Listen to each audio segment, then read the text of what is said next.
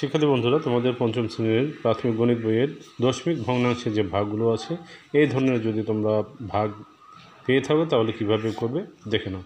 এখানে তোমার ভাজ্য হলো 4.8 এবং ভাজক হলো 1.8। তাহলে কি করব বন্ধুরা, যেহেতু দশমিকের পরে একটা অঙ্ক বা দশমিকের অবস্থান হলো 8 দশমাংশ, এখানে দশমিকের অবস্থান 8 দশমাংশ, তাহলে আমরা কি করব, এই দশমিকটা তুলে ফেলার জন্য আমরা উভয়কে 10 দিয়ে কি করব, ভাজ্য এবং ভাজককে গুণ করব। তাহলে কী করবো বন্ধুরা, 4.8 গুণন 10, আবার ভাগ হলো 1.8 গুণন 10। তো এখানে কী হবে বন্ধুরা, আমরা যদি গুণ করে থাকি তাহলে হবে 4.8, একটা শূন্য, দশমিকের অবস্থান একটার আগে, আমরা একটার আগে দশমিক বসাই দেবো, ভাগ এখানে হলো 1 8 এবং শূন্য, দশমিকের একটার আগে অবস্থান একটার আগে আমরা বসাই দেবো। তাহলে আমাদের এখন কি হচ্ছে বন্ধুরা, এখানে আমরা দেখতে পাচ্ছি যে আমার ভাজ্য হলো 48 এবং ভাজক হলো 18। তো এখানে আমরা ভাজ্য এবং ভাজককে এবার ভাগ করে দিই। তাহলে 18 দিয়ে আমরা ভাগ করব 48কে, আমরা উপর নিচ ভাগ করি। তাহলে 48-এর মধ্যে 18 আছে 2 বার, আর 3 বার দিলে বেশি হয়ে যায়, 3 18 54, তাও আমরা 18 দুগুণে 36 দিয়ে দেব। তাহলে 6 কত 8-এর লাগাল 2 এবং 1 কত 4-এর 3 কত 4-এর লাগাল 12।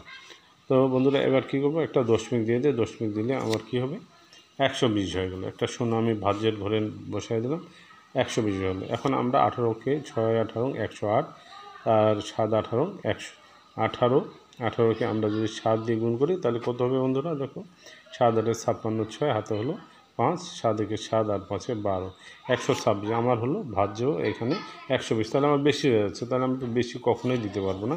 আমি তাহলে কী করবো বন্ধুরা, 6 বার দিয়ে দেবো।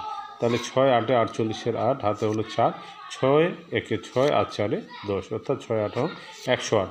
তো এখানে আমরা আবার কী করবো বন্ধুরা, বিয়োগ করে 8 কত হলে 10-এর লাগাল 2, হাতে 1 1 কত হলে 2-এর লাগাল 1। যেহেতু দশমিক আমার ব্যবহার হয়ে গেছে তাহলে আমি কী করতে পারবো বন্ধুরা, আবারও আমি শূন্য নিতে পারবো। তাহলে আবারও শূন্য নিয়ে নিই, আবারও আমি কী করবো 6 বাদ দেবো, 6 বাদ দিলে আমার আবারও কী হবে 108 হবে, 8 বাদ দিলে এবার বিয়োগ করলে আবারও আমার কী থাকে 8 কত 10-এর লাগাল 2, হাতে 1 1 কত 2-এর লাগাল 1 12। আবারও আমি একটা কী করতে পারবো, যেহেতু দশমিক আছে আবারও শূন্য নিতে পারবো। তাহলে আবারও আমি 6 বাদ দিলে আমার কী হবে 108ই হবে, অর্থাৎ এই ভাগ অঙ্কটা আমার কোনোভাবেই মিলবে না।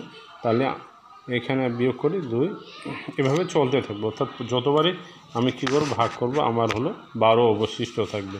তাহলে আমাদের হলো মনে রাখতে হবে দশমিকের পরে 3টা ডিজিট, অর্থাৎ দশমিকের পর 3টা অঙ্ক সংখ্যা বের করার পরে আমার আর এই ভাগ অঙ্ক করার প্রয়োজন নেই। তাহলে আমরা এখান থেকে কি উত্তর নেব বন্ধুরা, এখানে আমরা উত্তর নেব হলো 2.6 লিখলেই আমার হয়ে যাবে। ঠিক আছে বন্ধুরা, তোমরা নিশ্চয়ই অঙ্কটা বুঝতে পেরেছো।